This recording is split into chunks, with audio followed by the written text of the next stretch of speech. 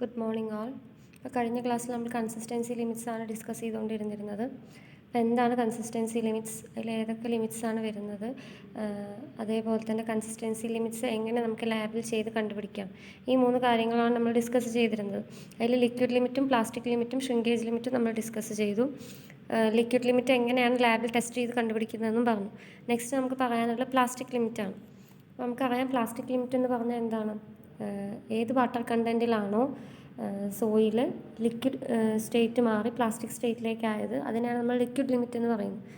അതിനുശേഷം ഏത് water കണ്ടൻറ്റിലാണോ soil plastic സ്റ്റേറ്റിൽ നിന്നും സെമി സോളിഡ് സ്റ്റേറ്റിലേക്ക് മാറുന്നത് അതിനെയാണ് നമ്മൾ എന്തെന്ന് പറയുന്നത്, പ്ലാസ്റ്റിക് ലിമിറ്റ് എന്ന് പറയുന്നത്. ഓക്കെ, അപ്പോൾ നമുക്ക് പ്ലാസ്റ്റിക് ലിമിറ്റ് എങ്ങനെയാണ്, ഇപ്പോൾ ഏത് വാട്ടർ കണ്ടൻറ്റിലാണ് സോയിൽ പ്ലാസ്റ്റിക് ബിഹേവിയർ കാണിക്കുന്നതെന്ന് നമുക്ക് കണ്ടുപിടിക്കണം.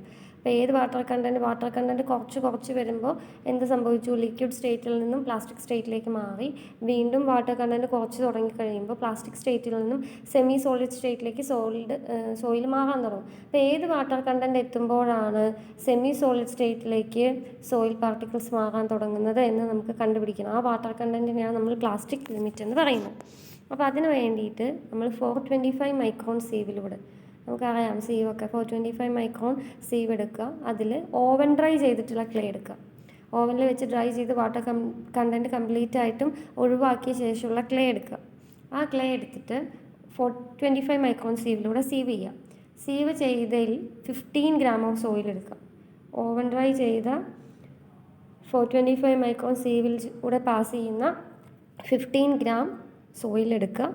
ആ 15 ഗ്രാം സോയിൽ എടുത്തിട്ട് നമ്മൾ കുറച്ച് വാട്ടർ അതിലേക്ക് ആഡ് ചെയ്യുക. എങ്ങനെ ആഡ് ചെയ്യണമെന്ന് വെച്ച് കഴിഞ്ഞാൽ നമുക്കൊരു ബോളാക്കാൻ പറ്റുന്ന രൂപത്തിൽ സോയിലിനെ എപ്പോഴേക്കാണ് മാറ്റാൻ കഴിയുന്ന ആ വാട്ടർ കണ്ടൻറ്റിലേക്ക് ആഡ് ചെയ്യുക. അപ്പോൾ നമ്മൾ കുറച്ചായിട്ട് വാട്ടർ ആഡ് ചെയ്ത് കൊടുക്കണം. വാട്ടർ കണ്ടൻറ്റ് നമുക്കറിയില്ല, ഏത് വാട്ടർ കണ്ടൻറ്റിലാണ് പ്ലാസ്റ്റിക് സ്റ്റേറ്റിൽ അത് ബിഹേവ് ചെയ്യാമെന്ന് നമുക്കറിയില്ല. അത് നമ്മൾ കണ്ടുപിടിക്കാൻ പോവുകയാണ്. അപ്പോൾ അതിന് വേണ്ടിയിട്ട് നമ്മൾ എന്താ ചെയ്യുന്നത്, ആദ്യം 425 മൈക്രോൺ സീവിലൂടെ പാസ് ചെയ്യുന്ന ഓവൻ ഡ്രൈ ആയിട്ടുള്ള ക്ലേ എടുത്തിട്ട് ആ ക്ലേയിലേക്ക് നമ്മൾ എന്ത് ചെയ്യാണ്, കുറച്ച് വെള്ളം ആഡ് ചെയ്ത് കൊടുക്കുക. അങ്ങനെ വെള്ളം ആഡ് ചെയ്ത് കൊടുത്തതിന് ശേഷം നമ്മൾ എന്ത് ചെയ്യുന്നു, ഒരു ബോൾ ലൈക്ക് സ്ട്രക്ചറാക്കി സോയിലിനെ മാറ്റാൻ പറ്റുന്ന രീതിയിലേക്ക് വാട്ടർ കണ്ടൻറ്റ് ആഡ് ചെയ്യുന്നു. അങ്ങനെ ഒരു ബോൾ ലൈക്ക് സ്ട്രക്ചറിലേക്ക് നമുക്ക് സോയിലിനെ മാറ്റാൻ കഴിഞ്ഞ് കഴിഞ്ഞാൽ നമ്മൾ സ്റ്റോപ്പ് ചെയ്യുക. ആ ഒരു വാട്ടർ കണ്ടൻറ്റ് എത്തിക്കഴിഞ്ഞാൽ നമ്മൾ സ്റ്റോപ്പ് ചെയ്യുക. അതിന് കുറച്ച് സോയിൽ മാസ് എടുക്കുക. സോയിൽ മാസ് എടുത്തതിന് ശേഷം കുറച്ച് സോയിൽ മാസ് എടുത്തിട്ട് നമ്മൾ ഒരു ബോൾ പോലെ ആക്കുക, ചെറിയൊരു ഉരുള പോലെ ആക്കുക. ആ ഉരുളാക്കിയതിന് ശേഷം നമ്മൾ ഒരു ഗ്ലാസ് പ്ലേറ്റ് ഉണ്ട്, നമുക്ക് എക്സ്പെരിമെൻറ്റ് ചെയ്യാൻ വേണ്ടി പ്രൊവൈഡ് ചെയ്തിട്ടുള്ള ഈ ഗ്ലാസ് പ്ലേറ്റ് ഉണ്ട്. ആ ഗ്ലാസ് പ്ലേറ്റിൻ്റെ മേലെ വെച്ചിട്ട് കണ്ടില്ലേ, അതിനെ ഉരുട്ടുക. കൈ കൊണ്ട് റബ്ബ് ചെയ്തിട്ട് നീളത്തിലുള്ളൊരു ത്രെഡാക്കി മാറ്റാൻ നോക്കുക. 3 mm ത്രെഡാക്കി മാറ്റുക. നീളത്തിലുള്ള ഈ ഗ്ലാസ് പ്ലേറ്റിൽ കണ്ടല്ലോ, ആ ബോളിനെ നമ്മൾ ഉരുട്ടിയിട്ട് ഇങ്ങനെ ഒരു ത്രെഡ് ലൈക്ക് സ്ട്രക്ചർ ആക്കാൻ നോക്കാം. അങ്ങനെ ത്രെഡ് ലൈക്ക് സ്ട്രക്ചർ ആയി കഴിയുമ്പോൾ നമ്മൾ കണ്ടിന്യൂസ്ലി 3 mm ത്രെഡായി കഴിഞ്ഞ് കഴിഞ്ഞാൽ വീണ്ടും നമ്മളിതിനെ റോൾ ചെയ്യുന്ന സമയത്ത് അത് ബ്രേക്ക് ചെയ്യും. ഇതേപോലെ 2 കഷ്ണമായി മാറും. ആ ബ്രേക്ക് ചെയ്ത പോർഷൻ കളക്ട് ചെയ്യുക. ആ ബ്രേക്ക് ചെയ്ത ഇത് പൊട്ടിപ്പോയ 2 ഭാഗങ്ങൾ, ഇത് മൊത്തത്തിൽ എടുക്കണ്ട, പൊട്ടിപ്പോയ ഈ 2 ഭാഗം മാത്രം എടുത്താൽ മതി. ആ 2 ഭാഗം എടുത്തിട്ട് നേരത്തെ പോലെ തന്നെ നമ്മൾ എന്ത് ചെയ്യുക, ഒരു കണ്ടെയ്നർ എടുക്കുക, എംപ്റ്റി കണ്ടെയ്നർ എടുക്കുക. കണ്ടെയ്നർ വിത്ത് ലിഡ്, ഒരു അടപ്പുള്ള ചെറിയൊരു പാത്രം, നമ്മൾ ഓവൻ ഡ്രൈയിങ്ങിനൊക്കെ എടുത്തല്ലോ, അപ്പോൾ അതേപോലുള്ളൊരു പാത്രം എടുക്കുക. പാത്രം എടുത്തിട്ട് അതിൻ്റെ എംപ്റ്റി വെയിറ്റ് എടുക്കുക. ആ എംപ്റ്റി വെയിറ്റ് എടുത്തതിന് ശേഷം അതിലേക്ക് നമ്മൾ എന്ത് ചെയ്യണം, ഈ പൊട്ടിയ ഈ 2 ത്രെഡിൻ്റെ പീസ് അതിലേക്ക് ഇടുക. എഗെയിൻ വെയിറ്റ് എടുക്കുക. എന്നിട്ട് കണ്ടെയ്നറിൻ്റെ ലിഡ് തുറന്ന് പാത്രത്തിൻ്റെ അടിയിലേക്ക് ലിഡ് വെച്ച് ഓവനിൽ കൊണ്ടുപോയി ഡ്രൈ ചെയ്യാൻ വെക്കുക. ഓക്കെ, പിറ്റേ ദിവസം 24 മണിക്കൂർ കഴിഞ്ഞ് ഓവനിൽ നിന്നും ഈ സോയിൽ സ്ട്രക്ചർ എടുത്തിട്ട് എഗെയിൻ നമ്മൾ വെയിറ്റ് നോക്കുക, W3. അപ്പോൾ weight of container plus dry സോയിലിൻ്റെ വെയിറ്റ് കിട്ടും. സോ വാട്ടർ കണ്ടൻറ്റ് എന്ന് പറഞ്ഞാൽ എന്താ, weight of water by weight of dry soil. So weight of container plus സോയിലിൽ നിന്ന്, അതായത് W2 നിന്ന് weight of container plus dry soil W3 minus ചെയ്യുക. അപ്പോൾ വെയിറ്റ് ഓഫ് വാട്ടർ ആയി. Divided by weight of dry soil കിട്ടാൻ weight of container plus dry soil W3 ഉണ്ട്, അതിന് wait of container W1 minus ചെയ്യുക. അപ്പോൾ അത് രണ്ടും കൂടി ഡിവൈഡ് ചെയ്ത് കഴിഞ്ഞാൽ വാട്ടർ കണ്ടൻറ്റ് കിട്ടും. ഇപ്പോൾ ഒരു വാട്ടർ കണ്ടൻ്റ് ആയി. എഗെയിൻ നമ്മൾ എന്ത് ചെയ്യുക, നമ്മളിപ്പോൾ കുറച്ച് വാട്ടർ ആഡ് ചെയ്തിട്ട് ബാക്കി പോർഷൻ ഓഫ് സോയിൽ അവിടെ ഇരിക്കുന്നുണ്ട് അല്ലേ, അതിന് കുറച്ച് ഭാഗം, ഒരു ചെറിയൊരു ബോളിൻ്റെ പോർഷൻ മാത്രമേ നമ്മൾ എടുത്തിട്ടുള്ളൂ. അപ്പം പിന്നെ എന്ത് ചെയ്യുക, എഗെയിൻ ഇപ്പോൾ ഈ അതിലേക്ക് കുറച്ചും കൂടി വെള്ളം ആഡ് ചെയ്യുക. പച്ച ലിക്വിഡ് സ്റ്റേറ്റിലേക്ക് ആവരുത്, നേരത്തെ പോലെ തന്നെ ടൈപ്പ് സ്ട്രക്ചർ ആക്കാൻ പറ്റുന്ന രീതിയിൽ അതിലേക്കൊരു 2 ml 4 ml ഒക്കെ വാട്ടർ ആഡ് ചെയ്ത് എഗെയിൻ ഈ പ്രൊസീജിയർ റിപ്പീറ്റ് ചെയ്യുക. അങ്ങനെ രണ്ടാമത്തെ തവണയും റിപ്പീറ്റ് ചെയ്ത് അത് ഓവനിൽ കൊണ്ട് ഡ്രൈ ചെയ്യാൻ വെച്ച് മാസും കാര്യങ്ങളും എടുക്കുക. വീണ്ടും മൂന്നാമത്തെ തവണ അതിലേക്ക് കുറച്ചും കൂടി വാട്ടർ ആഡ് ചെയ്ത് വീണ്ടും പ്രോസസ്സ് റിപ്പീറ്റ് ചെയ്യുക. അങ്ങനെ 3 തവണ റിപ്പീറ്റ് ചെയ്യുക. പിറ്റേ ദിവസം പോയി ഡ്രൈ സോയിലിൻ്റെ വെയിറ്റ് എടുത്തിട്ട് വാട്ടർ കണ്ടൻറ്റ് കണ്ടുപിടിക്കുക. അതിൻ്റെ ആവറേജ് വാല്യൂ എടുക്കുക. ആ ആവറേജ് വാല്യൂ ആണ്. വേറെ ഒന്നും ചെയ്യേണ്ടതിൽ ഗ്രാഫോ കാര്യങ്ങളൊന്നും വരയ്ക്കാനില്ല. ഈ 3 വാട്ടർ കണ്ടൻറ്റും കണ്ടുപിടിച്ച് അതിൻ്റെ ആവറേജ് വാല്യൂ എടുക്കുക. ആ ആവറേജ് വാല്യൂവിനെയാണ് നമ്മൾ എന്തെന്ന് പറയുന്നത്, പ്ലാസ്റ്റിക് ലിമിറ്റ് എന്ന് പറയുന്നത്. Okay, weight of dry soil, weight of empty container, weight of wet soil before drying, weight of soil after drying, liquid limit കണ്ടുപിടിക്കുക. ഇനി പ്ലാസ്റ്റിസിറ്റി ഇൻഡെക്സ് എന്ന് പറഞ്ഞൊരു ടേം ഉണ്ട്. അതെന്ന് പറഞ്ഞാൽ ലിക്വിഡ് ലിമിറ്റും പ്ലാസ്റ്റിക് ലിമിറ്റും തമ്മിലുള്ള ഡിഫറൻസിനെയാണ്. It is a difference between liquid limit and plastic limit. അതൊരു തിയററ്റിക്കൽ വാല്യൂ ആണ്. നമുക്ക് എക്സ്പെരിമെൻറ്റ് ചെയ്ത് നേരിട്ട് കണ്ടുപിടിക്കാൻ പറ്റില്ല. എക്സ്പെരിമെൻറ്റ് ചെയ്ത് കിട്ടിയ ലിക്വിഡ് ലിമിറ്റിൻ്റെയും പ്ലാസ്റ്റിക് ലിമിറ്റിൻ്റെയും തമ്മിലുള്ള ഡിഫറൻസിനെയാണ് നമ്മൾ പ്ലാസ്റ്റിസിറ്റി ഇൻഡെക്സ് എന്ന് പറയുന്നത്. നെക്സ്റ്റ് നമുക്ക് പറയാനുള്ള ഡിറ്റർമിനേഷൻ ഓഫ് ഷ്രിങ്കേജ് ലിമിറ്റ്. എങ്ങനെ ഷ്രിങ്കേജ് ലിമിറ്റ് കണ്ടുപിടിക്കാമെന്ന് നെക്സ്റ്റ് പറയാനുള്ളത്. ഷ്രിങ്കേജ് ലിമിറ്റ് കണ്ടുപിടിക്കാൻ ഇപ്പോൾ ഈ 2 പ്രൊസീജിയറിനേക്കാൾ കുറച്ചുകൂടി ലെങ്തി പ്രൊസീജിയറാണ് നമുക്കുള്ളത്. അപ്പോൾ അതിന് വേണ്ടിയിട്ട് ആദ്യം നമ്മൾ എന്ത് ചെയ്യും, ഇതേപോലെ ഒരു ചെറിയ മെറ്റാലിക് കണ്ടെയ്നർ എടുക്കും. ഒരു മെറ്റാലിക് കണ്ടെയ്നർ എടുക്കും. ഈ മെറ്റാലിക് കണ്ടെയ്നറിൻ്റെ സൈഡ് വാൾസിലെല്ലാം നമ്മൾ വാസലൈൻ വെച്ച് കോട്ട് ചെയ്യും. കാരണം എന്താ വെച്ചാൽ മണ്ണ് ഇതിൻ്റെ സൈഡിൽ ഒട്ടിപ്പിടിക്കാതിരിക്കാൻ വേണ്ടി വാസലൈൻ പോലുള്ള ഒരു മെറ്റീരിയൽ എടുത്ത് കോട്ട് ചെയ്യും. നേരത്തെ പോലെ തന്നെ 425 മൈക്രോൺ സീവിലൂടെ പാസ് ചെയ്യുന്ന ഓവൻ ഡ്രൈ ആയിട്ടുള്ള സോയിൽ എടുക്കും. അതെടുക്കേണ്ടത് നേരത്തെ നമ്മളെടുത്തത് 15 ഗ്രാം ആയിരുന്നു. ഇപ്പം നമ്മളെടുക്കുന്ന 50 ഗ്രാം. ഓക്കെ, 425 മൈക്രോൺ സീവിലൂടെ പാസ് ചെയ്യുന്ന ഓവൻ ഡ്രൈ ആയിട്ടുള്ള സോയിൽ എടുക്കുക. എന്നിട്ട് നമ്മൾ നേരത്തെ പറഞ്ഞ പോലെ ഷ്രിങ്കേജ് ഡിഷ് ഉണ്ട്, നമുക്ക് അത് ലാബിൽ പ്രൊവൈഡ് ചെയ്യുന്നുണ്ട്. അതിൻ്റെ സൈഡിൽ മുഴുവനും വാസലൈൻ പോലെ ഓയിലി ആയിട്ടുള്ള എന്തെങ്കിലും മെറ്റീരിയൽ, നമ്മൾ മോസ്റ്റ് പ്രോബബ്ലി വാസലൈനാണ് യൂസ് ചെയ്യാറുള്ളത്. എയർ ബോർഡ്സ് എന്തെങ്കിലുമൊക്കെ ഉണ്ടെങ്കിൽ അതൊക്കെ ഒഴിവായി പോകാനും അതേപോലെ തന്നെ സോയിൽ അതിൻ്റെ വാൾസിൽ സ്റ്റിക്ക് ചെയ്യാതിരിക്കാൻ വേണ്ടിയിട്ടാണ് നമ്മളത് ചെയ്യുന്നത്. എന്നിട്ട് നമ്മൾ എന്ത് ചെയ്യും, ഈ സോയിലിൻ്റെ ഒരു സ്ലറി ഫോമിലേക്ക് ആക്കുക. ഒഴിച്ചാൽ ഒഴുകുന്ന ഭാഗത്തിൽ. അതായത് ഇത് കലക്കിയിട്ട് നമ്മളൊരു പോഴ്സലൈൻ ഡിഷ് അറിയാമല്ലോ, പോഴ്സലൈൻ ഡിഷ് പറഞ്ഞാൽ വെള്ള കളറുള്ള പാത്രം കണ്ടിട്ടുണ്ടാവും. അതിൻ്റെ ഉള്ളിൽ ഈ 50 ഗ്രാം സോയിൽ ഇട്ടിട്ട് അതിലേക്ക് വെള്ളം ഒഴിച്ച് നന്നായി കലക്കുക. എന്നാൽ എന്താവരുത്, ലിക്വിഡ് ആവരുത്, ഒരു കട്ടിപ്പരുവം. ഞാൻ പറഞ്ഞില്ലേ പായസത്തിനൊക്കെ ഉള്ള പോലെ, അതേപോലെ ഒരു കട്ടിപ്പരുവത്തിൽ എന്ത് ചെയ്യുക, നമ്മൾ ലിക്വിഡ് ലിമിറ്റ് കണ്ടുപിടിച്ചല്ലോ, ലിക്വിഡ് ലിമിറ്റിലും വെച്ച് കുറച്ചുകൂടി കൂടുതൽ. ലിക്വിഡ് ലിമിറ്റ് എന്ന് വെച്ചാൽ ഏത് വാട്ടർ കണ്ടൻറ്റിലാണോ ലിക്വിഡ് സ്റ്റേറ്റിൽ നിന്ന് പ്ലാസ്റ്റിക് സ്റ്റേറ്റിലേക്ക് മാറാൻ തുടങ്ങുന്നത്, അപ്പോൾ ആ മാറാൻ തുടങ്ങുന്ന വാട്ടർ കണ്ടൻറ്റിനേക്കാൾ കുറച്ച് വാട്ടർ കണ്ടൻറ്റ് അധികം, എന്നാൽ കംപ്ലീറ്റ് ലിക്വിഡ് ആയിട്ടുള്ള സ്ലറി ഫോമിലാവുകയും ചെയ്തു. എന്നിട്ട് നമ്മൾ നന്നായി മിക്സ് ചെയ്യാം. മിക്സ് ചെയ്തതിന് ശേഷം അതൊരു സോയിൽ പേസ്റ്റ് ആയിട്ടുണ്ടാവും. അതെന്ത് ചെയ്യുക, നമ്മൾ 3 ലെയറായിട്ട് ഈ മെറ്റാലിക് കണ്ടെയ്നർ, നമ്മൾ പറഞ്ഞില്ലേ ഒരു ഡിഷ്, മെറ്റാലിക് ഡിഷ് എടുത്തിട്ടുണ്ടെന്ന് പറഞ്ഞില്ലേ, അതിൻ്റെ സൈഡിൽ നമ്മൾ എന്ത് ചെയ്തിട്ടുണ്ട്, സൈഡിൽ വാസലൈൻ കോട്ട് ചെയ്തിട്ടുണ്ട്. അപ്പോൾ ഈ വാസലൈൻ കോട്ട് ചെയ്ത ഇതിലേക്ക് 3 ലെയറായിട്ട് ഫസ്റ്റത്തെ ലെയർ ഫില്ല് ചെയ്യുക. എന്നിട്ട് നന്നായി ടാപ്പ് ചെയ്ത് കൊടുക്കുക. പാത്രം അങ്ങനെ തട്ടി കൊടുക്കുക. എന്താണെന്ന് വെച്ച് കഴിഞ്ഞാൽ ഫില്ല് ചെയ്യുന്ന സമയത്ത് എയർ ബബിൾസ് എന്തെങ്കിലും അതിൻ്റെ ഉള്ളിൽ കടന്നു കൂടിയിട്ടുണ്ടെങ്കിൽ അതിനെ ഒഴിവാക്കുന്നതിന് വേണ്ടിയിട്ടാണ്. അതിന് ശേഷം അടുത്ത ലെയർ ഫില്ല് ചെയ്യുക, വീണ്ടും തട്ടി കൊടുക്കുക, വീണ്ടും അതിൻ്റെ അടുത്ത ലെയർ, അങ്ങനെ 3 ലെയേഴ്സായിട്ട് അത് ഫില്ല് ചെയ്യുക. ഫില്ല് ചെയ്തിട്ട് മേലെ എന്ത് ചെയ്യുക, ഒരു ഗ്ലാസ് പ്ലേറ്റ് വെച്ച് ജസ്റ്റ് പ്രസ് ചെയ്യുക. ഇതിൻ്റെ മേലെ ഒരു ഗ്ലാസ് പ്ലേറ്റ് വെച്ച് നന്നായി പ്രസ് ചെയ്ത് കൊടുക്കുക. അതായത് എക്സ്ട്രാ സോയിൽ എന്തെങ്കിലും അതിൻ്റെ മേലെ വരുന്നുണ്ടെങ്കിൽ അതെല്ലാം പുറത്തേക്ക് മാറ്റിക്കളയാൻ വേണ്ടിയിട്ട്. എന്നിട്ട് നന്നായി തുടയ്ക്കുക. അങ്ങനെ എന്തെങ്കിലും ഉണ്ടെങ്കിൽ ഒഴിവാക്കിയിട്ട് തുടയ്ക്കുക. എന്നിട്ട് നമ്മൾ എന്ത് ചെയ്യുകയാണ്, ഈ ഒരു സോയിലാക്കി വെച്ചിട്ടുള്ള മെറ്റാലിക് ഡിഷ് ഉണ്ടല്ലോ, ഈ മെറ്റാലിക് ഡിഷിനെ ഇതിൻ്റെ ഉള്ളിൽ ഇപ്പോൾ വെച്ച സോയിലുണ്ട്, അതിനെ ഷ്രിങ്കേജ് ഡിഷ് എന്നാണ് വിളിക്കുക. ഷ്രിങ്കേജ് ലിമിറ്റ് കണ്ടുപിടിക്കാനുള്ള എക്സ്പെരിമെൻ്റ് ആയതുകൊണ്ട് ഷ്രിങ്കേജ് ഡിഷ് എന്ന് വിളിക്കും. അതിന് ഓവനിൽ കൊണ്ടുപോയിട്ട് 105 to 110 ഡിഗ്രി സെൽഷ്യസിൽ എന്ത് ചെയ്യുക, നമ്മൾ സാധാ ഓവൻ ഡ്രൈ ചെയ്യുന്ന ടെമ്പറേച്ചറിൽ ഡ്രൈ ചെയ്യാൻ വേണ്ടി വെക്കുക. അങ്ങനെ ഡ്രൈ ചെയ്യാൻ വേണ്ടി വെച്ച് 24 hours ഡ്രൈ ചെയ്യുക. പിറ്റേ ദിവസം പോയെടുത്ത് കഴിയുമ്പോൾ എന്ത് സംഭവിച്ചിട്ടുണ്ടാവും, അതിലുള്ള വാട്ടർ എല്ലാം ഇവാപ്പറേറ്റ് ചെയ്ത് പോയി ഇല്ലേ. അപ്പോൾ എന്തായി ഉണ്ടാവും, അതിൻ്റെ വോളിയം ഷ്രിങ്ക് ചെയ്തിട്ടുണ്ടാവും. കണ്ടോ, ഇങ്ങനെ ആയിട്ടുണ്ടാവും സോയിൽ. അതായത് അതിൻ്റെ വക്കത്തു നിന്നെല്ലാം വിട്ടിട്ട് ഉള്ളിലേക്ക് ചുരുങ്ങിയിട്ടുള്ള ഒരു മണ്ണപ്പം, ചെറിയ രീതിയിലുള്ള ഒരു മണ്ണിൻ്റെ കഷ്ണമായി മാറിയിട്ടുണ്ടായിരിക്കും. ഓക്കെ, ഇനിയാണ് നമുക്ക് എക്സ്പെരിമെൻറ്റ് ചെയ്യാനുള്ളത്. അങ്ങനെ ഒരു ഇതായി മാറിയിട്ടുണ്ടാവും. ഇനി നമ്മൾ ഇതേപോലെ ഒരു ഗ്ലാസ് കപ്പ് എടുക്കുക. ഒരു ഗ്ലാസിൻ്റെ കപ്പ് നമുക്ക് തന്നിട്ടുണ്ടാവും ഇതിൻ്റെ കൂടെ. ആ ഗ്ലാസിൻ്റെ കപ്പിൽ കംപ്ലീറ്റ് ആയിട്ട് മെർക്കുറി നിറയ്ക്കുക. കണ്ടോ, ഈ കറുത്തതിൽ കാണുന്ന മെർക്കുറിയാണ്. മെർക്കുറി നിറച്ചിട്ട് അതൊരു പോഴ്സലൈൻ ഡിഷിലേക്ക് ഇറക്കി വയ്ക്കുക. നമുക്കിപ്പോൾ ഷ്രിങ്കേജ് ലിമിറ്റ് എന്ന് പറഞ്ഞാൽ എന്താണ്? ഏത് വാട്ടർ കണ്ടൻറ്റ് എത്തുമ്പോഴാണോ സോയിലിൻ്റെ വോളിയം എത്ര വോളിയം കുറച്ച് കഴിഞ്ഞാൽ, വാട്ടർ കണ്ടൻറ്റ് എത്ര കുറച്ച് കഴിഞ്ഞാൽ അതിൻ്റെ വോളിയം മാറാതെ കോൺസ്റ്റൻ്റ് ആയി നിൽക്കുന്നത്, അതിനാണ് ഷ്രിങ്കേജ് ലിമിറ്റ് എന്ന് പറയുന്നത്, അല്ലേ? അപ്പോൾ അത് കണ്ടുപിടിക്കലാണ്. അപ്പോൾ നമ്മൾ എന്ത് ചെയ്യാന്ന് വെച്ച് കഴിഞ്ഞാൽ, നമുക്ക് ഈ വോളിയം എന്ന് പറഞ്ഞാൽ എന്താണ്? നമുക്ക് വോളിയം എങ്ങനെ കിട്ടുക? മാസ് ബൈ ഡെൻസിറ്റി ചെയ്താലാണ് വോളിയം കിട്ടുക, അല്ലേ? വോളിയം എന്ന് പറയുന്നത് മാസ് ബൈ ഡെൻസിറ്റി ചെയ്താലാണ് വോളിയം കിട്ടുക.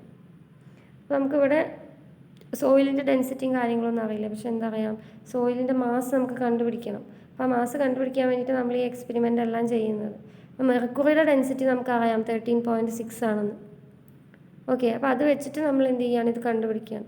അപ്പോൾ നമ്മൾ എന്ത് ചെയ്തു? ഈ മെർക്കുറി എടുത്തു, ഒരു ഗ്ലാസ് കപ്പിൽ ഫില്ല് ചെയ്തിട്ടുണ്ട്. അതിനെ ഒരു പോർസലൈൻ ഡിഷിൻ്റെ ഉള്ളിൽ ഇറക്കി വെച്ചു. എന്നിട്ട് അതിൻ്റെ ഉള്ളിലേക്ക് നമ്മൾ നമ്മുടെ സോയിലിൻ്റെ മണ്ണിൻ്റെ ആ കട്ട ഇട്ടു. അപ്പോൾ മെർക്കുറി ആയതുകൊണ്ട് മണ്ണിൻ്റെ കട്ട നമ്മൾ വെള്ളത്തിലിട്ടെങ്കിൽ അത് താഴ്ന്ന് പോകും, അല്ലേ? അതിൻ്റെ ഉള്ളിലേക്കൊക്കെ വെള്ളം കയറും. അപ്പോൾ എന്ത് ചെയ്യും? ഈ മണ്ണിൻ്റെ കട്ട മുഴുവനും അലിഞ്ഞു പോകും. അതില്ലാണ്ടിരിക്കാൻ വേണ്ടിയിട്ടാണ് നമ്മൾ മെർക്കുറി എടുത്തത്. മെർക്കുറിയിൽ മെർക്കുറി അതിൻ്റെ ഉള്ളിലേക്ക് അബ്സോർബ് ചെയ്യില്ല. കാരണം എന്താ? മെർക്കുറിക്ക് കൊഹസീവ് ഫോഴ്സ് അധികമാണ്. അഡ്ഹഷൻ കുറവും സർഫസ് ടെൻഷനും എല്ലാം മെർക്കുറിക്ക് കൂടുതലാണ്. ഇപ്പോൾ സർഫസ് ടെൻഷൻ കൂടുതലായതുകൊണ്ടാണ് അതിൽ കൊഹസീവ് ഫോഴ്സും കാര്യങ്ങളും കൂടുതലായിട്ട് അത് മേലേക്കാണ് മെറ്റീരിയലിനെ മേലേക്കാണ് പ്രഷർ ചെലുത്തുക. അപ്പോൾ അതുകൊണ്ട് ഇതിൻ്റെ ഉള്ളിലേക്ക് മെർക്കുറി കടന്ന് ചെല്ലില്ല. സോയിൽ പാർട്ടിക്കിൾസിൻ്റെ ഉള്ളിലേക്ക് അതിൻ്റെ വോയിഡ് സ്പേസസിലൊന്നും ഫില്ല് ചെയ്യാൻ മെർക്കുറി ചെല്ലില്ല. അതിനെ പുറത്തേക്ക് തള്ളുകയും ചെയ്യും. സോ നമുക്ക് ധൈര്യമായിട്ട് എന്ത് ചെയ്യാം? സോയിൽ പാറ്റ് ഇതിൻ്റെ ഉള്ളിലേക്ക് ഇടാം, മണ്ണിൻ്റെ കട്ടത്തിലേക്ക് ഇടാം. അപ്പോൾ അത് താഴ്ന്നു പോകാത്തത് കൊണ്ട് താഴ്ന്നു പോകാൻ വേണ്ടി, താഴ്ന്നു പോയാലല്ലേ ഇതിൻ്റെ അത്രയും മാസിലുള്ള മെർക്കുറി പുറത്തേക്ക് ഡിസ്പ്ലേസ് ചെയ്യുള്ളൂ. കാരണം ഈ പാത്രത്തിൽ നിറച്ച് മെർക്കുറി എടുത്ത് വെച്ചേക്കുവാണ്. ഈ ഒരു ഗ്ലാസ് പ്ലേറ്റിൽ നിറച്ച് മെർക്കുറിയാണ്. അപ്പം ഈ മണ്ണിൻ്റെ പാറ്റ് ഇതിലേക്ക് ഇട്ടത് മേലെ ഇങ്ങനെ പൊങ്ങി നിൽക്കും. അത് താഴാൻ വേണ്ടിയിട്ട് നമ്മൾ ഗ്ലാസ് പ്ലേറ്റ് വിത്ത് പ്രോങ്സ് കണ്ടോ, അതായത് കൂർത്ത ഒരു തരം സാധനമുള്ള കൂർത്ത പ്ലാസ്റ്റിക് ബുഷാണ് അതിലുണ്ടാവുക. കൂർത്ത പ്ലാസ്റ്റിക് ബുഷ് ഉണ്ട്, മേലെ ഗ്ലാസ് പ്ലേറ്റ് വയ്ക്കും. അപ്പോൾ ഇത് വെച്ചത് അമർത്തി കഴിയുമ്പോൾ ഇത് താഴും, ഇതിൻ്റെ അടിയിലേക്ക് താഴും. അപ്പോൾ ഇതിൻ്റെ അടിയിലേക്ക് നമ്മൾ പ്രസ് ചെയ്യാണ്. അങ്ങനെ പ്രസ് ചെയ്യുമ്പോൾ ഇതിൻ്റെ അടിയിലേക്ക് താഴുമ്പോൾ ഇതിൻ്റെ മാസിന് അല്ലെങ്കിൽ ഇതിൻ്റെ വോളിയത്തിന് ഈക്വൽ ആയിട്ടുള്ള മെർക്കുറി പുറത്തേക്ക് ഡിസ്പ്ലേസ് ചെയ്യില്ലേ? അപ്പോൾ പോർസലൈൻ ഡിഷിൻ്റെ മാസ് നമ്മൾ ആദ്യമേ എടുത്തു വെച്ചു M1. പിന്നെ ഈ സോയിൽ പാറ്റിൻ്റെ വോളിയത്തിന് ഈക്വലൻ്റ് ആയിട്ടുള്ള അല്ലെങ്കിൽ സോയിൽ പാറ്റിൻ്റെ മാസിന് ഈക്വലൻ്റ് ആയിട്ടുള്ള മെർക്കുറി ഇതിൻ്റെ പുറത്തേക്ക് ഡിസ്പ്ലേസ് ചെയ്തു.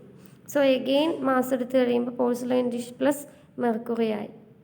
പോർസലൈൻ ഡിഷ് പ്ലസ് മെർക്കുറിയിൽ നിന്ന് ഡിഷിൻ്റെ വെയിറ്റ് മൈനസ് ചെയ്ത് കഴിഞ്ഞാൽ നമുക്ക് എന്ത് കിട്ടും?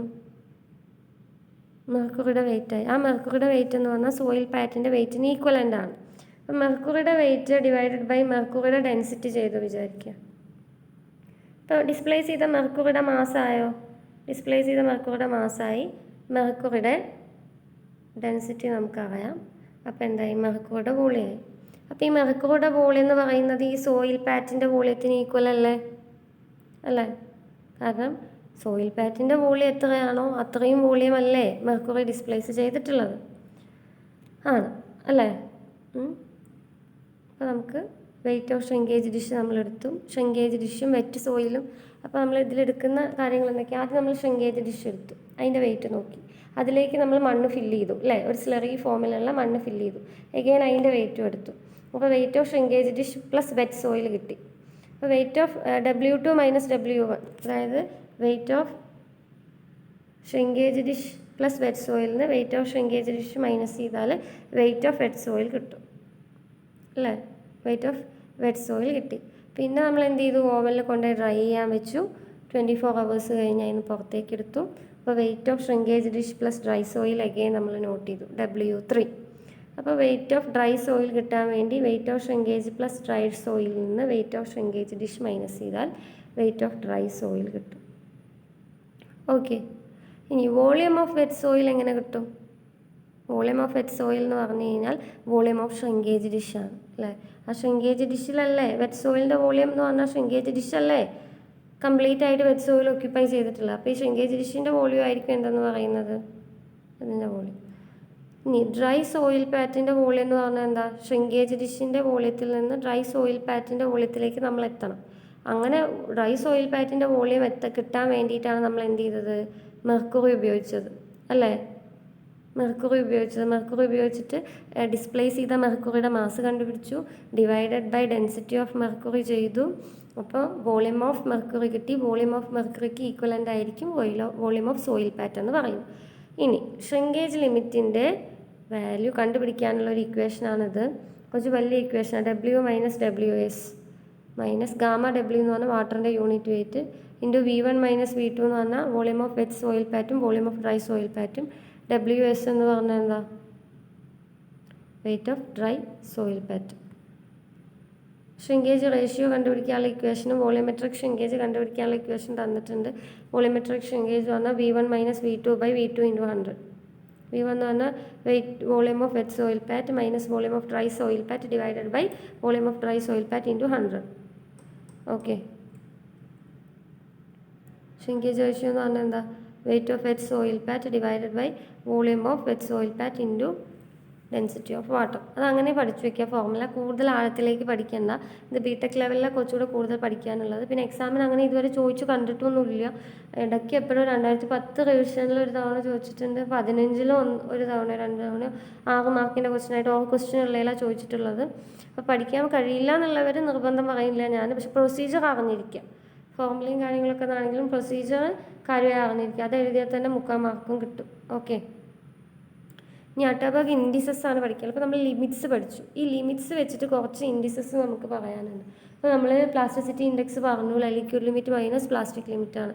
അതേപോലെ വേറെ കുറച്ചുകൂടെ ഇൻഡെക്സുകളുണ്ട്. Flow index, toughness index, consistency index and liquidity index. ഓരോന്ന് എന്താണെന്ന് നോക്കാം. അപ്പോൾ plasticity index I(P), capital letter I(P) ആണ്. എന്ന് പറഞ്ഞു കഴിഞ്ഞാൽ എന്താണ്, ലിക്വിഡ് ലിമിറ്റ്, അതായത് WL. വാട്ടർ കണ്ടൻ്റ് ആണല്ലോ ലിക്വിഡ് ലിമിറ്റ് എന്ന് പറഞ്ഞാൽ. അപ്പോൾ WL minus plastic limit WP. ഇനി ഫ്ലോ ഇൻഡെക്സ് കിട്ടുന്നത് നമുക്ക് ലിക്വിഡ് ലിമിറ്റ് കണ്ടുപിടിച്ച ഗ്രാഫില്ലേ, നമ്മൾ നമ്പർ ഓഫ് ബ്ലോസും ഇതും കൂടെ വരച്ച ഗ്രാഫില്ലേ, ഇങ്ങനെ ഒരു ഗ്രാഫ് നമുക്ക് കിട്ടിയല്ലോ.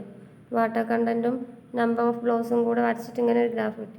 ഈ ഗ്രാഫിൽ നിന്നാണ് ശരിക്കും നമുക്ക് ഫ്ലോ ഇൻഡെക്സ് കിട്ടുന്നത്. അതായത് ഇതിൽ നമ്മൾ 2 വാട്ടർ കണ്ടൻറ്റ് എടുക്കും. W1 എന്ന് പറയുന്ന വാട്ടർ കണ്ടൻറ്റും അതിന് ശേഷം W2 എന്ന് പറയുന്ന വാട്ടർ കണ്ടൻറ്റും. ആ വാട്ടർ കണ്ടൻറ്റിന് കറസ്പോണ്ടിങ് ആയിട്ടുള്ള number of blows N1 N2. അപ്പോൾ ആ W1 minus W2 divided by N1 N2 logarithmic ആയതുകൊണ്ട് log to the base 10 N2/N1. അത് ചെയ്യുമ്പോൾ കിട്ടുന്നതാണ് ഫ്ലോ ഇൻഡെക്സ് എന്ന് പറയുന്നത്. W1 വാട്ടർ കണ്ടൻറ്റിന് കറസ്പോണ്ടിങ് ആയിട്ടുള്ള number of blows N1, W2 water കണ്ടൻറ്റിന് കറസ്പോണ്ടിങ് ആയിട്ടുള്ള number of blows N2. Next toughness index ആണ്. ടഫ്നെസ് ഇൻഡെക്സ് എന്ന് പറഞ്ഞു കഴിഞ്ഞാൽ പ്ലാസ്റ്റിസിറ്റി ഇൻഡെക്സിൻ്റെയും ഫ്ലോ ഇൻഡെക്സിൻ്റെയും ratios. It is a ratio of plasticity index to flow index. Consistency index എന്ന് പറഞ്ഞാൽ it is the ratio of difference between liquid limit to natural water content and plasticity index. Plasticity ഇൻഡെക്സും ഏതും തമ്മിലുള്ള ratio ആണ്, liquid ലിമിറ്റും natural water കണ്ടൻറ്റും തമ്മിലുള്ള ഡിഫറൻസും, liquid limit minus natural water content അത് തമ്മിലുള്ള ഡിഫറൻസും പ്ലാസ്റ്റിസിറ്റി ഇൻഡെക്സും തമ്മിലുള്ള റേഷ്യോനെയാണ് നമ്മൾ കൺസിസ്റ്റൻസി ഇൻഡെക്സ് എന്ന് പറയുന്നത്. ഇത് തിയററ്റിക്കൽ വാല്യൂ ആണ്, അങ്ങനെ പഠിച്ചു വയ്ക്കുക. ഫോർമുല അങ്ങനെ പഠിച്ചു വയ്ക്കുക. പ്രോബ്ലംസ് ചോദിച്ച് കാണാറുണ്ട്. നെക്സ്റ്റ് ലിക്വിഡിറ്റി ഇൻഡെക്സ് ആണ്. ലിക്വിഡിറ്റി ഇൻഡെക്സ് I(L) എന്ന് പറഞ്ഞാൽ natural water content minus liquid limit plastic limit divided by plasticity index. അത്രയാണ് ഇൻഡെക്സ് പറയാറില്ല. ആക്ടിവിറ്റി നമ്പർ നമുക്ക് ആവശ്യമില്ല.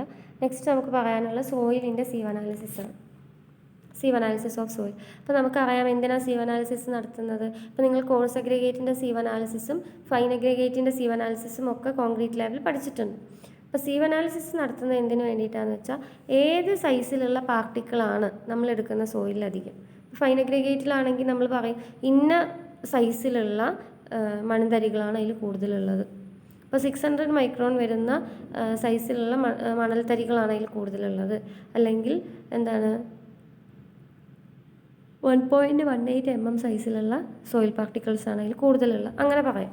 അതിന് വേണ്ടിയിട്ട് അപ്പോൾ ഏത് റേഞ്ചിൽ വരുന്ന സോയിൽ പാർട്ടിക്കിളാണ്, അപ്പോൾ അത് ഏത് ടൈപ്പ് സോയിലാണ്, ഗ്രേവലാണോ, ബോൾഡേഴ്സ് ആണോ, കോബ്ലറാണോ, സിൽറ്റാണോ, അതല്ല ക്ലേ ടൈപ്പ് സോയിലാണോ, അങ്ങനെ ഏത് ടൈപ്പ് സോയിലാണെന്നുള്ള പ്രൈമറി ക്ലാസിഫിക്കേഷൻ അറിയാൻ അതിൻ്റെ പ്രോപ്പർട്ടീസ് മനസ്സിലാക്കാനൊക്കെ വേണ്ടിയിട്ടാണ് നമ്മൾ സീവ് അനാലിസിസ് യൂസ് ചെയ്യുന്നത്. ഇപ്പോൾ സോയിലിനെ സംബന്ധിച്ചിടത്തോളം ഇവിടെ വരുന്നൊരു വെറൈറ്റി എന്താണെന്ന് വെച്ച് കഴിഞ്ഞാൽ, ഇപ്പോൾ നമ്മൾ ഇതുവരെ പഠിച്ച കോഴ്സ് അഗ്രിഗേറ്റിന് വേറൊരു സീവ് അനാലിസിസ്, ഫൈൻ അഗ്രിഗേറ്റിന് വേറൊരു സീവ് അനാലിസിസ്. പക്ഷേ സോയിൽ എന്ന് പറഞ്ഞാൽ കോഴ്സ് അഗ്രിഗേറ്റും ഫൈൻ അഗ്രിഗേറ്റിൻ്റെയും കൂടി ഒരു മിക്സ്ചറാണ് അല്ലേ. ഇപ്പോൾ സോയിലിൽ 4.75 വലിയ പാർട്ടിക്കിൾസ് ചരലും കല്ലും കട്ടയൊക്കെ ഉണ്ടാവും. 4.75 പാർട്ടിക്കിൾസിനേക്കാൾ കുറഞ്ഞതും ഉണ്ടാവും. അതും കഴിഞ്ഞ് ചിലപ്പോൾ 75 മൈക്രോണിനേക്കാൾ കുറഞ്ഞ പാർട്ടിക്കിൾസും ഉണ്ടാവും. സോ നമുക്ക് സോയിലിനെ സംബന്ധിച്ചിടത്തോളം നമുക്ക് കോഴ്സീവ് അനാലിസിസ് നടത്തണം, ഫൈൻ സീവ് അനാലിസിസ് നടത്തണം. ഓക്കെ, അപ്പോൾ ഇതിലേതൊക്കെയാണ് പ്രധാനമായിട്ട് നമുക്ക് കണ്ടുപിടിക്കേണ്ട കാര്യങ്ങൾ? കോഎഫിഷ്യൻ്റ് ഓഫ് കർവേച്ചർ മറ്റേലത്തെ പോലെ തന്നെ ഫൈനസ് മോഡുലസ് കണ്ടുപിടിക്കും, യൂണിഫോമിറ്റി കോഎഫിഷ്യൻ്റ് കണ്ടുപിടിക്കും, കോഎഫിഷ്യൻ്റ് ഓഫ് കർവേച്ചർ കണ്ടുപിടിക്കും. അത് വെച്ച് നമുക്ക് എന്തൊക്കെ ചെയ്യാൻ പറ്റും?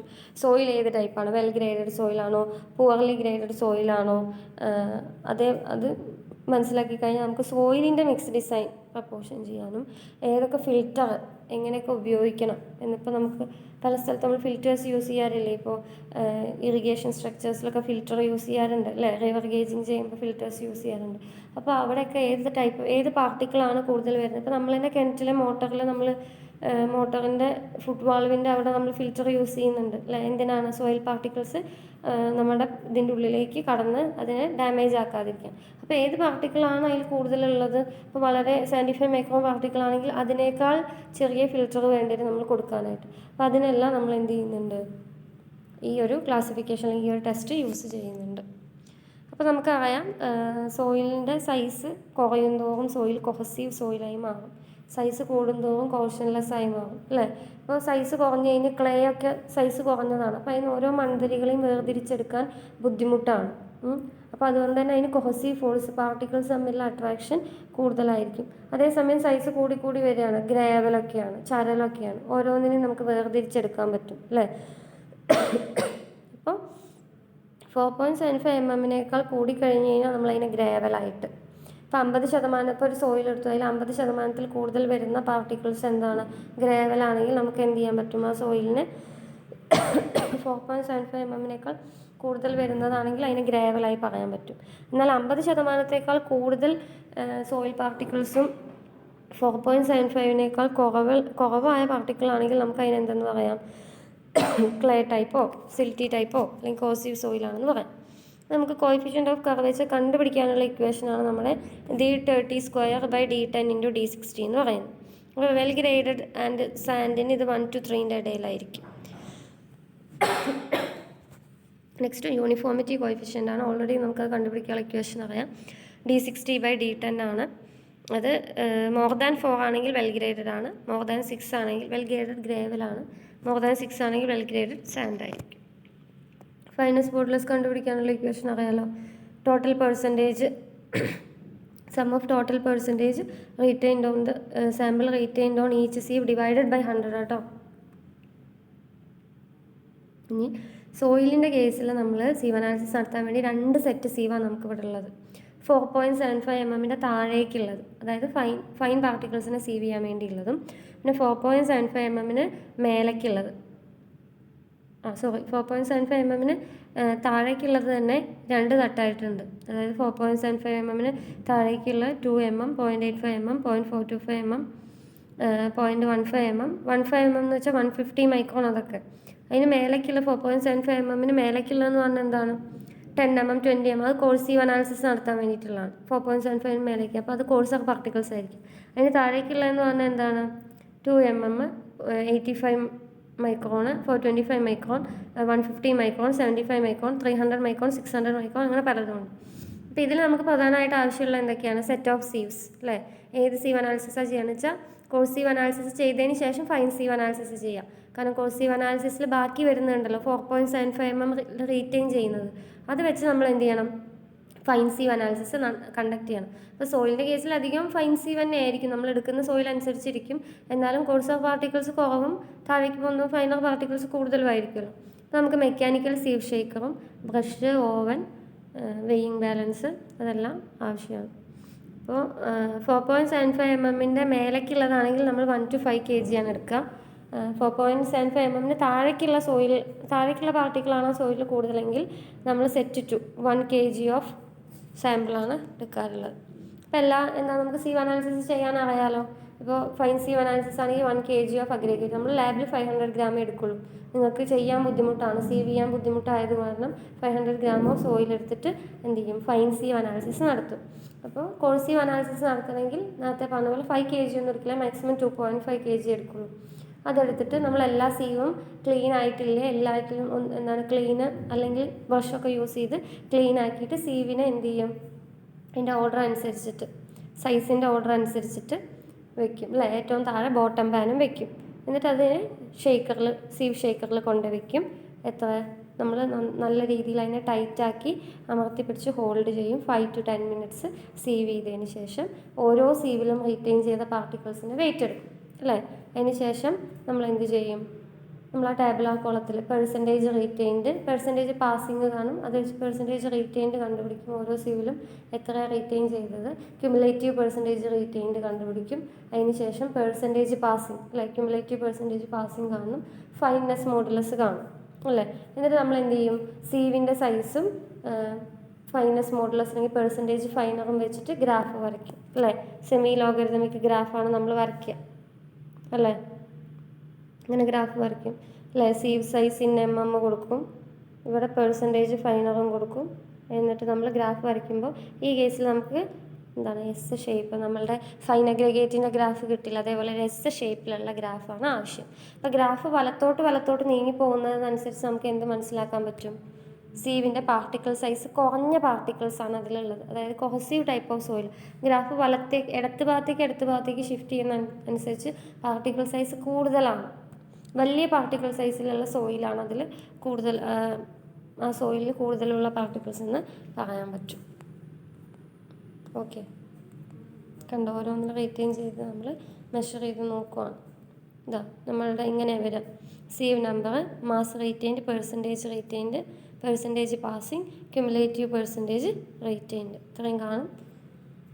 എസ് ഷേപ്പിലുള്ള ഗ്രാഫ് കിട്ടി, കണ്ടോ. ഇതാ ഇങ്ങനെ പല സോയിലിന് പലതരത്തിലുള്ള ഗ്രാഫായിരിക്കും.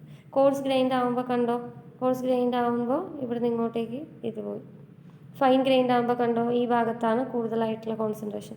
ഗ്യാപ്പ് ഗ്രേഡഡ്, അതായത് ഈ ഗ്യാപ്പ് ഗ്രേഡഡ് എന്ന് വെച്ചാൽ എന്താ, ഇടയിൽ കുറച്ച് പോർഷൻ ഇല്ല.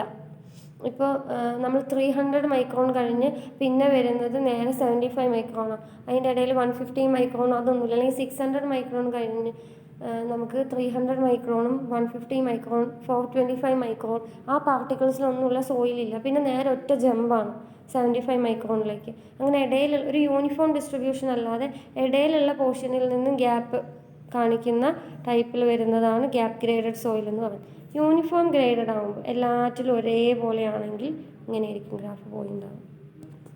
ഓക്കെ, അപ്പോൾ ഗ്രാഫിൻ്റെ ബിഹേവിയർ വെച്ചിട്ട് നമുക്ക് എന്ത് പറയാം, ആ സോയിൽ ഏത് ടൈപ്പാണെന്ന് നമുക്ക് പറയാനായിട്ട് സാധിക്കും. ഇനി 75 മൈക്രോണിലും താഴെ വരുന്ന സോയിൽ പാർട്ടിക്കിൾ ആണെങ്കിൽ നമുക്ക് എന്ത് ചെയ്യാൻ പറ്റില്ല, സീവ് അനാലിസിസ് നടത്താൻ പറ്റില്ല. കാരണം നമുക്ക് 75 മൈക്രോൺ വരെയാണ് നമുക്ക് എന്തുള്ളൂ, സീവ് അനാലിസിസ് നടത്താൻ പ്രൊവിഷനുള്ളൂ. അപ്പോൾ അതിൻ്റെ താഴേക്കുള്ള പാർട്ടിക്കിളാണ് കൂടുതൽ വരുന്നത്. 50%ഉം 75 മൈക്രോണിൽ താഴെയുള്ള പാർട്ടിക്കിളാണ് ആ സോയിലെങ്കിൽ നമുക്ക് നെക്സ്റ്റ് ഒരു മെത്തേഡ് ഉണ്ട്, ഹൈഡ്രോമീറ്റർ അനാലിസിസ്. അത് ചെയ്യേണ്ടതായിട്ട് വരും. അത് കുറച്ചുകൂടെ ഡിഫിക്കൽട്ട് ആയിട്ടുള്ള എക്സ്പെരിമെൻ്റാണ്. നിങ്ങൾക്ക് പറ്റുമെങ്കിൽ ഒന്ന് വായിച്ചു പോയത്. എക്സാമിന് ഞാൻ നേരത്തെ ഷ്രിങ്കേജിൻ്റെ കാര്യം പറഞ്ഞ പോലെ തന്നെ 1-2 തവണ ചോദിച്ചിട്ടുള്ള അതിന് ഓർക്കസ്ട്രേഷൻ നിങ്ങൾക്ക് മനസ്സിലാക്കാൻ ബുദ്ധിമുട്ടാണെങ്കിൽ വേണ്ട. അപ്പോൾ ഹൈഡ്രോമീറ്റർ അനാലിസിസ് പറഞ്ഞാൽ ശരിക്കും പറഞ്ഞാൽ ഹൈഡ്രോമീറ്റർ നമുക്ക് എന്താണ് ലിക്വിഡ്സിൻ്റെ ഡെൻസിറ്റിയും കാര്യങ്ങളൊക്കെ മെഷർ ചെയ്യാൻ വേണ്ടിയുള്ളതാണ് അല്ലേ ഹൈഡ്രോമീറ്റർ നമ്മൾ യൂസ് ചെയ്യാറുള്ളത്. അപ്പോൾ അതെന്ത് ചെയ്യാൻ പറ്റില്ല, നേരിട്ട് നമുക്ക് പാർട്ടിക്കിൾ സൈസ് കണ്ടുപിടിക്കാനായിട്ട് സാധിക്കില്ല. അപ്പോൾ അതിനെ നമുക്ക് പാർട്ടിക്കിൾ സൈസ് കണ്ടുപിടിക്കാനുള്ള റീഡിങ്ങിലോട്ട് അതിൻ്റെ റീഡിങ്സിനെ മാറ്റണം. അപ്പോൾ അത് മാറ്റുന്നതിന് വേണ്ടി ആദ്യം ഇൻസ്ട്രുമെൻറ്റ് നമ്മൾ കാലിബ്രേറ്റ് ചെയ്യണം. അങ്ങനെ കാലിബ്രേറ്റ് ചെയ്തതിന് ശേഷമാണ് നമുക്ക് എന്ത് ചെയ്യാൻ പറ്റുള്ളൂ, പാർട്ടിക്കിൾ സൈസ് കണ്ടുപിടിക്കാനായിട്ട് അതിനെ യൂസ് ചെയ്യാൻ പറ്റുള്ളൂ. ഓക്കെ, അപ്പോൾ നമ്മൾ ഇതിൽ ഇപ്പോൾ നേരത്തെ ഞാൻ പറഞ്ഞ പോലെ തന്നെ 75 മൈക്രോണിൽ താഴെയാണെങ്കിൽ നമുക്ക് sieve analysis, grain size distribution sieve analysis വെച്ച് കണ്ടുപിടിക്കാൻ പറ്റില്ല. അപ്പോൾ നമ്മൾ എന്ത് ചെയ്യേണ്ടി വരും, നമ്മൾ വേറൊരു എക്സ്പെരിമെൻറ്റിലേക്ക് പോകേണ്ടി വരും. അപ്പോൾ ഈ ക്ലേ ടൈപ്പോ സിൽറ്റ് ടൈപ്പോ അല്ലെങ്കിൽ അതിനേക്കാൾ ഫൈനറായിട്ടുള്ള സോയിൽ പാർട്ടിക്കിൾ സൈസ് കണ്ടുപിടിക്കാൻ നമ്മൾ യൂസ് ചെയ്യുന്നതാണ് ഹൈഡ്രോമീറ്റർ അനാലിസിസ്. ഇത് സ്റ്റോക്സ് ലോനെ ബേസ് ചെയ്തിട്ടുള്ളതാണ്. നിങ്ങൾ സ്റ്റോക്സ് ലോ ഹൈഡ്രോളിക്സിൽ പഠിച്ചിട്ടുണ്ടോ എന്ന് എനിക്കറിയില്ല, ശരിക്കും ഹൈഡ്രോളിക്സിൽ പഠിക്കേണ്ടതാണ്. സ്റ്റോക്സ് ലോനെ ബേസ് ചെയ്തിട്ടാണ്, അതായത് എന്താണ്, ഏത് പാർട്ടിക്കിളിനാണോ സൈസ് കൂടുതൽ, സൈസ് കൂടുന്ന മുറയ്ക്ക് ആ പാർട്ടിക്കിൾ പെട്ടെന്ന് സെറ്റിൽ ചെയ്യും. സൈസ് കുറഞ്ഞ പാർട്ടിക്കിൾ ആണെങ്കിൽ അത് സെറ്റിൽ ചെയ്യാൻ ഒരുപാട് ടൈം എടുക്കും, അല്ലേ? നമ്മൾ ഒരു വെള്ളം നല്ലോണം ചളിയുള്ള വെള്ളമാണെന്നുണ്ടെങ്കിൽ കുറച്ച് നേരം അതിനെ സെറ്റിൽ ചെയ്യാൻ ഊറാൻ വേണ്ടി വെച്ച് കഴിഞ്ഞാൽ ഓരോ പാർട്ടിക്കിളായി മെല്ലെ മെല്ലെ വന്ന് സെറ്റിൽ ചെയ്യുന്നത് കാണാം, അല്ലേ? അപ്പോൾ പാർട്ടിക്കിൾ സൈസ് വലിപ്പം കൂടിയ പാർട്ടിക്കിൾസ് ആണെങ്കിൽ വേഗം സെറ്റിൽ ചെയ്യും, വലിപ്പം കുറഞ്ഞതാണെങ്കിൽ കുറച്ച് കൂടെ അത് വെള്ളത്തിൽ ഇങ്ങനെ സസ്പെൻഡ് ചെയ്തൊന്ന് മെല്ലെ സെറ്റിൽ ചെയ്യും. ആ പ്രിൻസിപ്പിൾ ബേസ് ചെയ്തിട്ടാണ് നമ്മൾ എന്ത് ചെയ്യുന്നത്, ഹൈഡ്രോമീറ്ററിൽ സീവ് അനാലിസിസിന് പകരം ഹൈഡ്രോമീറ്റർ യൂസ് ചെയ്ത് പാർട്ടിക്കിൾ സൈസ് കണ്ടുപിടിക്കുന്നത്. ഓക്കെ, ഹൈഡ്രോമീറ്റർ ബേസ്ഡ് ഓൺ, അപ്പോൾ ഇതിൽ സെഡിമെൻറ്റേഷൻ തിയറിയാണ് യൂസ് ചെയ്യുന്നത്. സെഡിമെൻറ്റ് ചെയ്യാന്ന് വെച്ചാൽ എന്താ, അടിഞ്ഞു കൂടുന്നത്, എങ്ങനെ പാർട്ടിക്കിൾ വാട്ടറിൽ അടിഞ്ഞു കൂടുന്നു എന്നുള്ളതിൻ്റെ ആ തിയറി വെച്ചാൽ നമ്മളിത് യൂസ് ചെയ്യുന്നത്. അപ്പോൾ ഇതിൽ ആദ്യം ചെയ്യുന്നത് എന്താ വെച്ച് കഴിഞ്ഞാൽ, സോയിൽ പാർട്ടിക്കിൾസിന് നമ്മളൊരു ഡിസ്പേർഷൻ മീഡിയ ഉണ്ട്.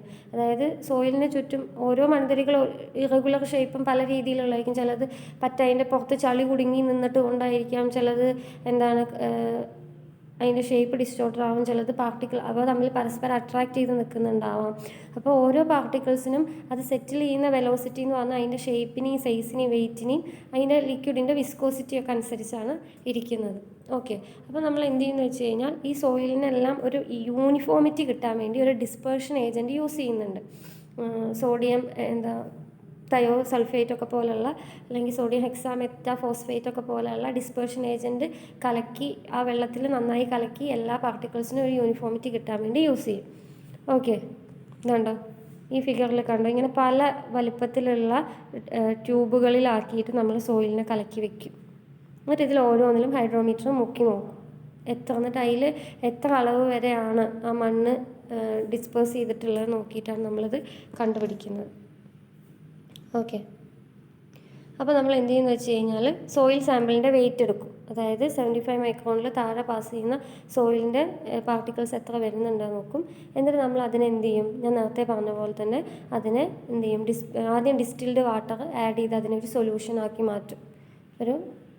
ഒഴിച്ചൊഴുകുന്ന പരുവത്തിലുള്ള സൊല്യൂഷനാക്കി മാറ്റും. എന്നിട്ട് അതിലേക്ക് ഒരു 125 ml സോഡിയം ഹെക്സാമെറ്റാഫോസ്ഫേറ്റ് ഒഴിക്കുക. അതാണ് ഡിസ്പേർഷൻ ഏജൻറ്റ്. സോയിലിനെ ആ സൊല്യൂഷനിൽ എല്ലാ ഭാഗത്തും ഒരേപോലെ മണ്ണ് കലങ്ങി നിൽക്കാൻ വേണ്ടിയിട്ട്, ഈക്വൽ ഡിസ്പേർഷൻ നടത്താൻ വേണ്ടിയിട്ട് നമ്മളത് യൂസ് ചെയ്യുന്നത്. എന്നിട്ട് എന്ത് ചെയ്യും, അതിനെ 2 മിനിറ്റ് അങ്ങനെ നമ്മൾ ഈ മിക്സറിൽ ആഡ് ചെയ്തതിന് ശേഷം ഈ സോയിൽ സ്ലറിനെ നമ്മൾ എന്ത് ചെയ്യും, കുറച്ചുകൂടെ ഡിസ്റ്റിൽഡ് വാട്ടർ ആഡ് ചെയ്തിട്ട് നമ്മളുടെ ഞാൻ പറഞ്ഞില്ലേ ബൾക്കിംഗ് ഓഫ് സാൻഡൊക്കെ ചെയ്യുന്നത് പോലുള്ള ടെസ്റ്റ് ട്യൂബ് എടുത്തിട്ട് അതിൻ്റെ പകുതിയോളം ഫില്ലാക്കി വെക്കും. എന്നിട്ട് ഒരു 2 മിനിറ്റ് നേരം അങ്ങനെ വെക്കും. 2 മിനിറ്റ് നേരം വെച്ചതിന് ശേഷം ഈ സ്ലോയിൽ സെറിനെ ഒരു സെഡിമെൻറ്റേഷൻ സിലിണ്ടറിലേക്ക് നമ്മൾ എന്ത് ചെയ്യും, ട്രാൻസ്ഫർ ചെയ്യും. എന്നിട്ട് അതിൽ എത്രയാണോ മാക്സിമം ലെവൽ മാർക്ക് ചെയ്യാൻ പറ്റുന്നത്, ഇപ്പോൾ നമ്മളുടെ ബൾക്കിംഗ് ഓഫ് സാൻഡിൻ്റെ ഒക്കെ ട്യൂബ് കണ്ടില്ലേ, അതിൽ മാക്സിമം ലെവൽ മാർക്ക് ചെയ്യുന്നത് വരെ വെള്ളം ഒഴിച്ചു കൊടുക്കും. എന്നിട്ട് നമ്മൾ എന്ത് ചെയ്യും, അതിനവിടെ ഓപ്പണാക്കി തുറന്ന് തന്നെ വെക്കാം. കവർ ഓപ്പൺ ചെയ്ത് നമ്മളൊരു സ്റ്റോപ്പ് വാച്ചും കയ്യിൽ പിടിച്ചിട്ട് നിൽക്കുക.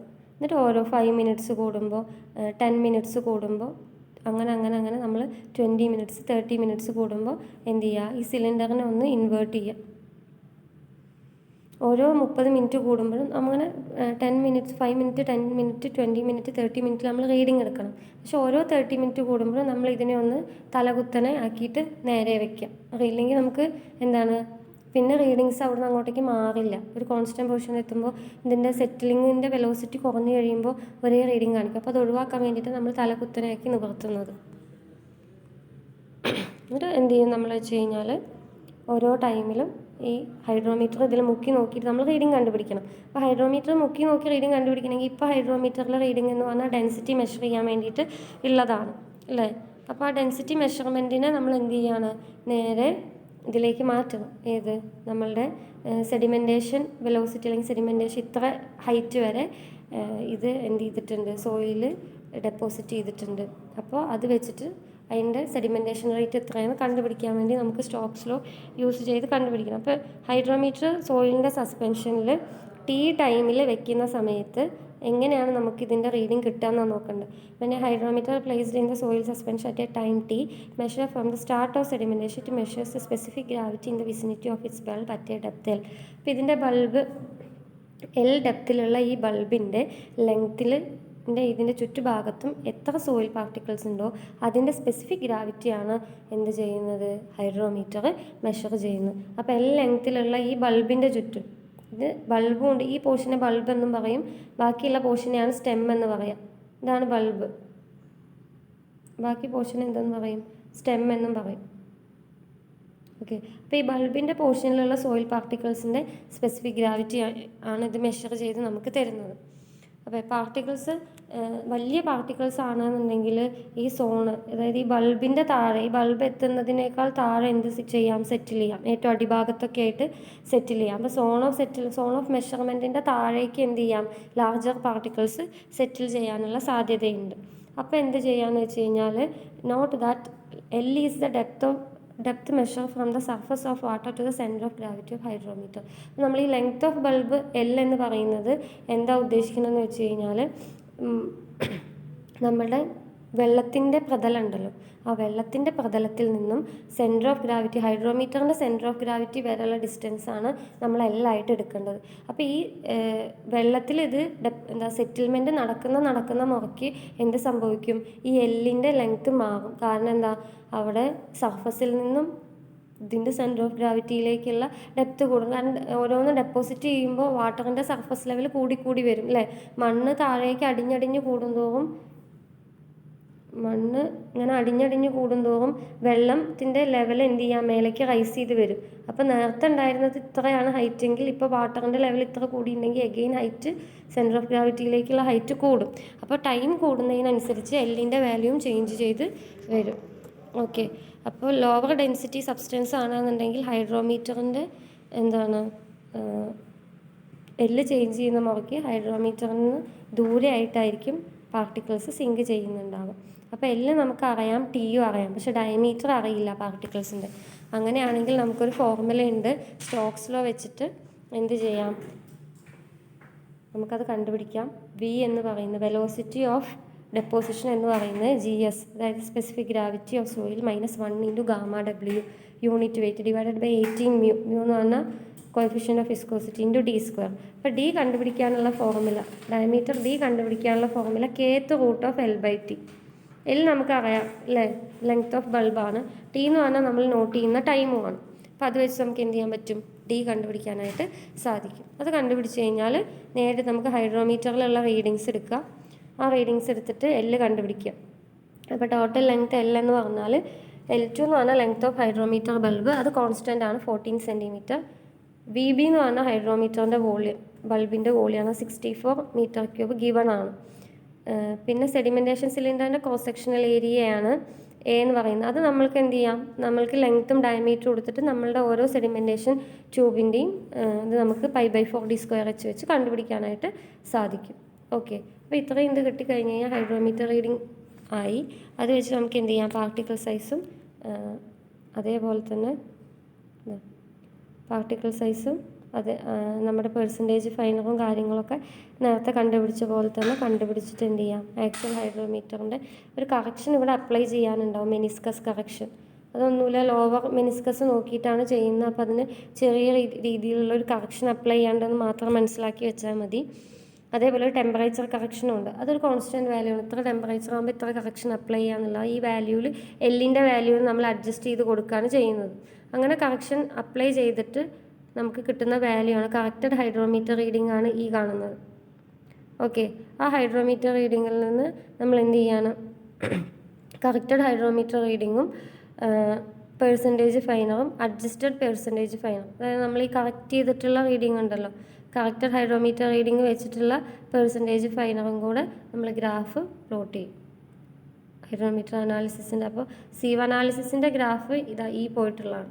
ഹൈഡ്രോമീറ്റർ അനാലിസിസ് പാർട്ടിക്കിൾ സൈസ് വളരെ കുറവായതുകൊണ്ട് ഇങ്ങനെ ചെറിയൊരു വാല്യൂ ആയിട്ടായിരിക്കും കിട്ടുന്നുണ്ടാവുക. അപ്പോൾ ഹൈഡ്രോമീറ്റർ അനാലിസിസ് വെച്ച് വളരെ ഫൈനായിട്ടുള്ള പാർട്ടിക്കിൾസിൻ്റെ സൈസ് നമുക്ക് കണ്ടുപിടിച്ചിട്ട് ഗ്രാഫിൽ പ്ലോട്ട് ചെയ്യാനായിട്ട് സാധിച്ചു. ഓക്കെ, പാർട്ടിക്കിളിൻ്റെ ഡയമീറ്റർ. ഓരോ ഡി കണ്ടുപിടിക്കുന്നില്ലേ, അതും പെർസെൻറ്റേജ് ഫൈനറും കൂടെ ഗ്രാഫ് വരച്ചിട്ടുള്ള വാല്യൂ ആണ്. ഹൈഡ്രോമീറ്റർ അനാലിസിസിൻ്റെ വാല്യൂ ആണ് ഈ കാണിച്ചിട്ടുള്ളത്. ഈ ട്രയാങ്കിളായിട്ട് കാണിച്ചിട്ടുള്ളതാണ് ഹൈഡ്രോമീറ്റർ അനാലിസിസിൻ്റെ വാല്യൂ എന്ന് പറയും. ഇനി നെക്സ്റ്റ് നമുക്ക് പറയാനുള്ള ക്ലാസിഫിക്കേഷൻ ഓഫ് സോയിലാണ്. അത് നിങ്ങൾക്ക് അസൈൻമെൻറ്റ് തന്ന ടോപ്പിക്കാണ്. അപ്പോൾ നിങ്ങൾ അസൈൻമെൻറ്റ് എഴുതി വെക്കാൻ ഞാൻ ഓൾറെഡി പറഞ്ഞതാണ്. അത് നമുക്ക് നെക്സ്റ്റ് ക്ലാസ്സിൽ ഡിസ്കസ് ചെയ്യാം.